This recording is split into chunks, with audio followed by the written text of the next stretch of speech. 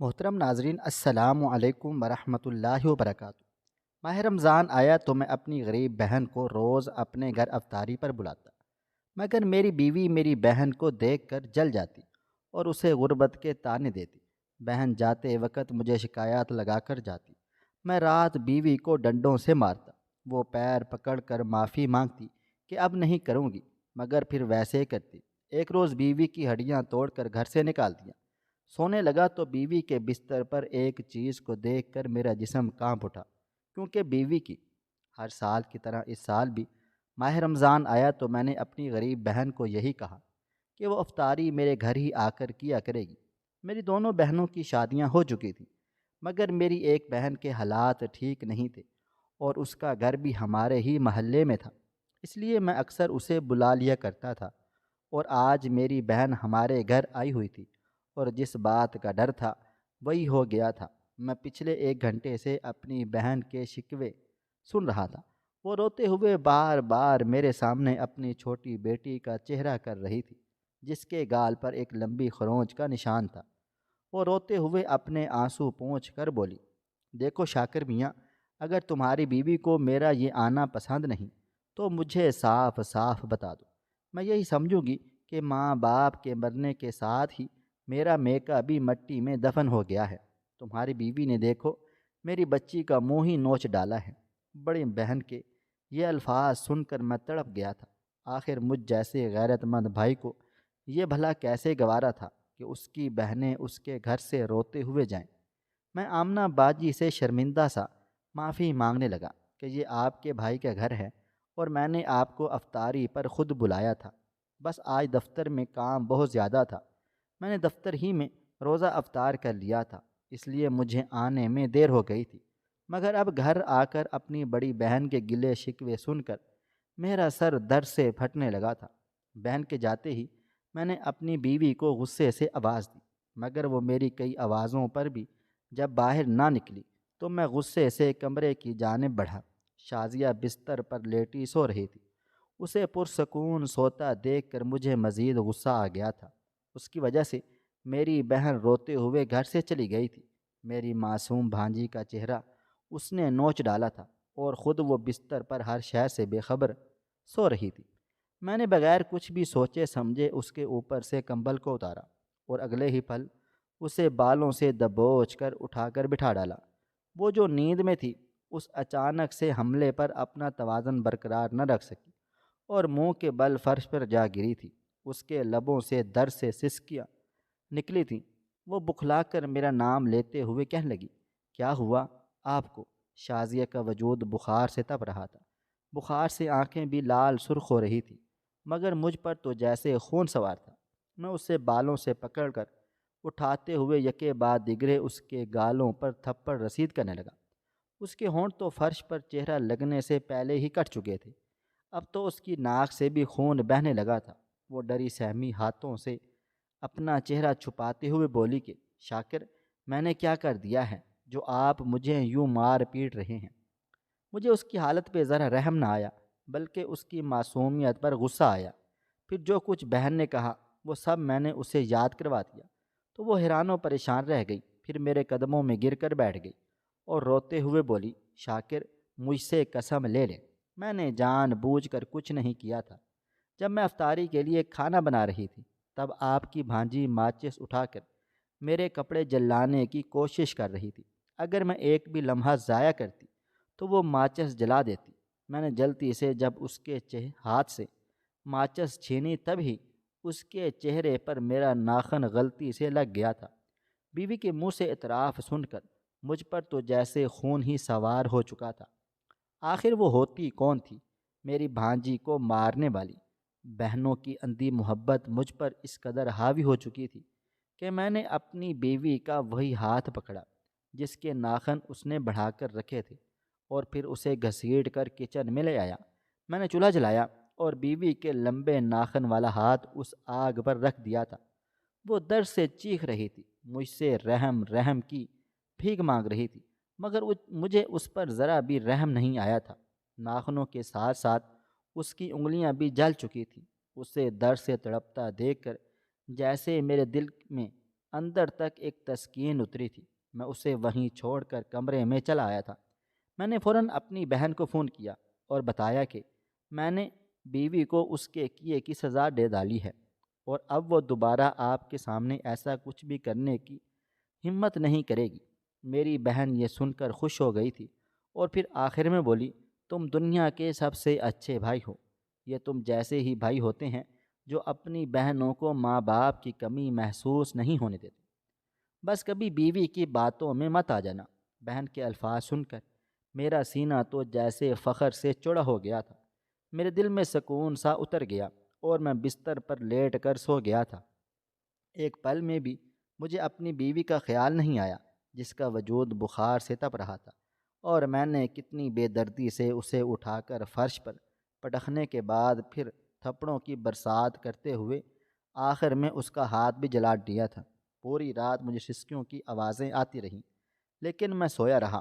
صبح سحری کے وقت میری آنکھ کھلی تو میں فوراً اٹھ بیٹھا تھا۔ میں 5 وقت کا نمازی، روزہ رکھنے والا انسان تھا۔ ہمیشہ یہی کوشش رہتی کہ دنیا کا ہر کام چھوٹ جائے مگر کبھی نماز اور روزہ نہ چھوٹے۔ میں فوراً اٹھا اور نظر اپنے بستر پر ڈالی تو میری بیوی وہاں موجود نہیں تھی۔ وہ اپنے جلے ہوئے ہاتھوں سے میرے لیے سحری تیار کر رہی تھی۔ اس کا ایک ہاتھ ابھی بھی ٹھیک تھا۔ سحری کھانے کے بعد میں نے وضو کیا اور مسجد کی جانب روانہ ہو گیا تھا۔ نماز پڑھتے وقت آج پہلی بار مجھے سکون محسوس نہیں ہو رہا تھا۔ یوں محسوس ہو رہا تھا جیسے کچھ خالی خالی سا ہے۔ عجیب سی بے چینی نے دل کو گھیر کر رکھا تھا۔ مگر خیر، نماز ادا کرنے کے بعد جب گھر لوٹا تو میری بیوی شازیہ جائے نماز پر بیٹھی دعا مانگ رہی تھی۔ میری جانب اس کی پیٹھ تھی۔ میری نظر بے ساختہ اس کے ہاتھ پر گئی۔ ایک پل کے لیے میرے دل میں درد کی لہر سے اٹھتی ہوئی محسوس ہوئی تھی، مگر شاید اس وقت بیوی سے زیادہ بہنوں کی محبت حاوی ہو چکی تھی۔ میں اسے پوری طرح نظر انداز کر کے دفتر جانے کی تیاری کرنے لگا تھا۔ میں نے اگلے دن پھر سے اپنی دونوں بہنوں کی دعوت رکھی اور بیوی کو خاص تاکید کی کہ اس بار ان کے لیے ان کی من پسند پکوان بنائے جائیں۔ بیوی خاموشی سے میرا ہر کہا مانتی چلی گئی تھی۔ اس نے مجھ سے ایک بار بھی شکوہ نہیں کیا تھا، بلکہ خاموشی سے میرا ہر کام سر انجام دے رہی تھی۔ اس روز میری بہنیں اپنے بچوں اور میاں سمیت میرے گھر چلی آئی تھی۔ شازیہ کا ہاتھ جلا ہوا تھا، اس کی طبیعت بھی خراب تھی، مگر اس کے باوجود اس نے ساری دعوت کا انتظام کیا ہوا تھا۔ شازیہ نے وقت سے پہلے سارے انتظامات سنبھال لیے تھے۔ میری دونوں بہنیں خوش تھیں۔ شام کو افطاری کا وقت ہوا تو شازیہ بھاگ بھاگ کر سبھی کو لوازمات پیش کر رہی تھی۔ تھکن کے باوجود بھی اس نے سب پر نظر رکھی ہوئی تھی۔ میری بہنیں کبھی اس سے کچھ مانگتیں تو کبھی کسی کھانے میں نقص نکالتی تھیں۔ بہنیں کھانا کھانے میں مشغول ہوئیں تو شازیہ ان کے بچوں کو پاس بٹھا کر کھانا کھلانے لگی تھی، جبکہ میں اپنی بہنوں اور بہنوئی کے ساتھ خوش گپیوں میں مصروف کھانا کھا رہا تھا۔ کچھ دیر کے بعد وہ سبھی اپنے گھروں کو واپس چلے گئے تھے۔ میں نے پلٹ کر دیکھا تو پورا گھر اس وقت مجھے چڑیا گھر جیسا معلوم ہو رہا تھا۔ شازیہ نے ابھی تک کھانا نہیں کھایا تھا۔ اس نے پہلے پورے گھر کی صفائی کی اور پھر کچن میں کھانے کے لیے چلی گئی تھی۔ جب اس نے دیر لگاتی تو میں بھی کچن میں چلا گیا۔ سامنے شازیہ باسی روٹی سلاد کے ساتھ کھا رہی تھی، کیونکہ اس وقت دعوت میں بنائے گئے سارے پکوان میری بہنیں کھانے کے بعد اپنے ساتھ گھر کے لیے بھی لے کر چلی گئی تھی۔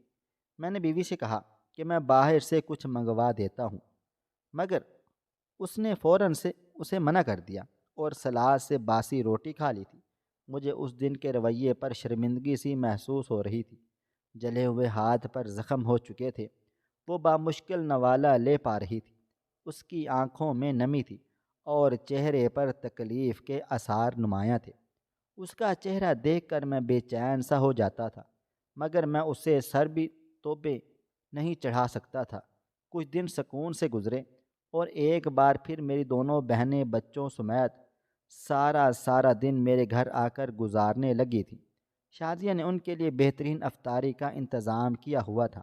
میں اپنی بہنوں کے مزاج سے واقف تھا اور شازیہ کو بھی میں اچھے سے جانتا تھا۔ مجھے لگا کہ شازیہ ایک دفعہ کی مار اب میری بیوی کی عقل ٹھکانے لا چکی ہوگی، مگر شاید کہ میری یہ سوچ غلط تھی۔ اس دن میں افطاری سے پہلے ہی گھر آ گیا تھا۔ مجھے دیکھ کر میری بہنوں کے چہرے پر سنجیدگی سی آ گئی تھی۔ وہ مجھے کافی پریشان لگ رہی تھی۔ میں نے ان سے وجہ پوچھی تو دونوں باری باری میری بیوی کی شکایتیں لگانا شروع ہو گئی تھی۔ شازیہ نے آج پھر انہیں طنزیہ لہجے میں باتیں سنا ڈالی تھیں کہ وہ منہ اٹھا کر ہمارے گھر چلی آتی ہیں، اور بچوں کو بھی جھڑکا تھا۔ بہنوں کے الفاظ سن کر میں آگ بگولا سا ہو گیا۔ اس دن میں نے اسے اتنا پیٹا تھا، اتنا مارا، مگر شاید اس پر ابھی تک اثر نہیں ہوا تھا۔ میرے دل میں جو مقام میری بہنوں کا تھا، وہاں تک میری بیوی کا پہنچنا تو ناممکن سی بات تھی۔ شازیہ سے مجھے کچھ خاص لگاؤ بھی نہیں تھا۔ وہ میری محروم ماں کی پسند کی ہوئی لڑکی تھی۔ شازیہ یتیم تھی۔ اسے اس کے دادا جی نے پال پوس کر بڑا کیا تھا۔ اس کے والدین ایک حادثے میں انتقال ہو چکا تھا۔ 20 سال کی یہ لڑکی چہرے سے بے حد معصوم لگتی تھی، مگر جو کچھ وہ میری غیر موجودگی میں میری بہنوں کے ساتھ کر رہی تھی، وہ مجھے بالکل بھی منظور نہیں تھا۔ بہنوں نے مجھے کچھ اس طرح سے بھڑکا دیا کہ جب وہ رات کو اپنے گھر چلی گئی تھی، تب میں نے گھر میں موجود ڈنڈا اٹھایا اور شازیہ کے کمرے میں چلا گیا تھا۔ وہ بستر پر لیٹی سو رہی تھی جب میں نے بغیر ترس کھائے اسے ڈنڈے سے مارنا پیٹنا شروع کر ڈالا تھا۔ اچانک حملے سے وہ نیند میں آنکھیں بند کیے چلا اٹھی۔ وہ غنودگی کے عالم میں بستر سے اٹھ کر زمین پر گر گئی تھی، مگر میں تو اس وقت ظلم کی اس انتہا پر کھڑا تھا جہاں سے تمام تر جذبات محسوس ہی نہیں ہوتے تھے۔ شازیہ جب مکمل ہوش میں آئی اور مجھے خود کو مارتے ہوئے دیکھا تو میرے قدموں میں گر کر معافیاں مانگنے لگی تھی۔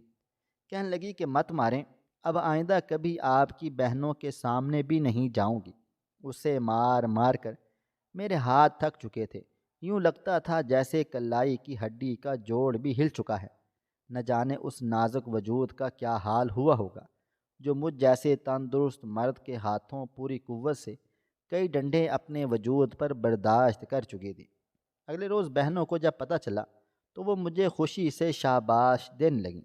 میرے لیے تو اتنا ہی کافی تھا کہ میری بہنیں مجھ سے راضی ہیں۔ آہستہ آہستہ وقت گزرتا چلا گیا اور میرے دل و دماغ میں میرے بیوی کے لیے بچی ہوئی محبت اور احساس بھی ختم ہوتا چلا گیا تھا۔ اب وہ مجھے اس گھر میں ایک اضافی سی چیز لگنے لگی تھی، یا پھر صرف ایک ایسا وجود جس کا کام میری ذمہ داری اٹھانا اور میرے گھر کو سنبھالنا تھا۔ میری بہنیں ہر دوسرے دن میرے بلانے پر میرے گھر چلی آتی تھیں۔ شازیہ آج بھی ان کے لیے یوں ہی اہتمام کرتی تھی، لیکن اب وہ لنگڑا کر چلنے لگی تھی۔ اس کا پاؤں پوری طرح سے سوجا ہوا تھا، مگر مجھے پھر بھی اس پر غصہ آتا تھا کہ کیسی پاگل عورت ہے۔ وہ میرے سامنے میری بہنوں اور بھانجیوں کا اتنا خیال رکھتی ہے، ان کے منہ میں نوالے توڑ توڑ کر ڈالتی ہے، جبکہ دوسری جانب میری غیر موجودگی میں ان کے ساتھ بالکل ہی جانوروں جیسا رویہ اختیار کر لیتی ہے۔ شازیہ سے میری شادی کو 2 سال بیت چکے تھے، مگر اس نے آج تک مجھ سے کوئی فرمائش نہیں کی تھی۔ مجھے تو یہ بھی نہیں یاد تھا کہ آخری دفعہ اس نے مجھے مخاطب کب کیا تھا، مگر چونکہ میری بہنیں خوش تھیں اس لیے مجھے کوئی خاص فرق نہیں پڑتا تھا۔ ایک روز جب میں دفتر سے واپس آیا تو گھر کا منظر دیکھ کر میں حیران و پریشان رہ گیا تھا۔ شازیہ غصے سے میری چھوٹی بہن کو دھکا دے کر گرا چکی تھی۔ اگر میں اسے بروقت نہ سنبھالتا تو وہ منہ کے بل زمین پر گر جاتی۔ مجھے موجود پا کر شازیہ کی آنکھیں حیرت سے پھیلی ہوئی تھیں، وہیں دوسری جانب میری بہن روتے ہوئے میرے سینے سے لگ گئی تھی اور بولی کہ دیکھا بھائی جان، دیکھ لیا آپ نے اپنی بیوی کے کرتوت؟ نہ جانے اماں جان نے کیا دیکھ کر تمہاری شادی اس سے کروا ڈالی تھی۔ تمہارے منہ پر معصوم شریف دکھنے والی لڑکی ہمارے ساتھ یہ سلوک رواں رکھتی ہے۔ بہن کے الفاظ سننا تھے کہ میرے صبر کا پیمانہ لبریز ہو گیا تھا۔ میں نے سب کے سامنے شازیہ کو مارنا پیٹنا شروع کر دیا تھا۔ وہ بار بار روتے ہوئے ہاتھ جوڑ کر اپنی صفائی کا ایک موقع مانگ رہی تھی۔ وہ بار بار اپنے پیٹ پر ہاتھ رکھ کر مجھے روک رہی تھی، اپنے پیٹ کی طرف اشارہ کر رہی تھی، مگر مجھے مزید غصہ آ گیا تھا۔ آج سے پہلے اس نے کبھی بھی مجھے خود کو مارتے ہوئے روکا نہ تھا، مگر اب اس کا بار بار پیٹ کو بچانا مجھے بے قابو سا کر گیا تھا۔ میں نے بغیر لحاظ کیے اس کے پیٹ پر کئی بار ڈنڈے مارے اور اسے گالی دیتے ہوئے کہا، اگر تم میری ماں کی لائی ہوئی لڑکی نہ ہوتی تو شاید میں کب کا تمہیں طلاق دے کر فارغ کر چکا ہوتا۔ وہ نیم بے ہوشی کی حالت میں تڑپ رہی تھی، اس کے ناک اور منہ سے خون بہہ رہا تھا۔ وہ پیٹ پر ہاتھ رکھ کے بلک بلک کر رو رہی تھی، مگر مجھے اس پر ذرا بھی ترس نہ آیا تھا۔ میں اسے یوں ہی تڑپتا چھوڑ کر پاؤں کی ٹھوکر مارتا بہن کو لے کر کمرے میں چلا آیا۔ میری چھوٹی بھانجی وہیں کونے میں بیٹھی تھی۔ شازیہ نیم بے ہوشی میں کراہتے ہوئے پانی مانگنے لگی تھی، مگر میں نے اسے نظر انداز کرتا اپنی بہن کے آنسو پونچھنے میں مصروف ہو گیا تھا۔ میں نے بہن سے صاف صاف کہہ دیا کہ مجھے اب شازیہ سے کوئی لگاؤ باقی نہیں رہا۔ اس کا مقام اس گھر میں صرف ایک نوکرانی کا ہے۔ آپ جلد از جلد میرے لیے کوئی لڑکی ڈھونڈے، میں دوسری شادی کرنا چاہتا ہوں۔ میری بہنوں کو تو شاید اسی کا انتظار تھا۔ وہ تو چہک اٹھی تھی۔ شازیہ درد سے بمشکل اپنے کمرے تک پہنچی تھی۔ نہ جانے میرا دل بھی کیسا پتھر کا ہو چکا تھا کہ مجھے بیوی کو اس حالت میں دیکھ کر بھی اس پر ترس نہیں آیا تھا۔ میری بہنیں میرے لیے رشتہ دیکھ رہی تھی اور شازیہ کو جلانے کی خاطر جان بوجھ کر اس کے سامنے میری دوسری شادی کی بات کیا کرتی تھی۔ پہلے پہل تو شازیہ نے نوٹ نہیں کیا تھا، مگر ایک روز جب باقاعدہ میری بہن نے ایک لڑکی کو مجھ سے ملوانے کی خاطر گھر لے آئی تو شازیہ کا چہرہ دیکھنے کے لائق تھا۔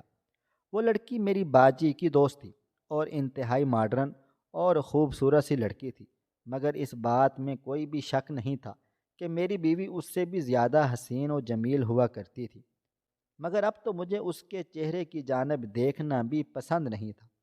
جگہ جگہ نیل اور زخموں کے نشانات تھے، بکھرے بال اور ہر وقت آنکھوں میں آنسو۔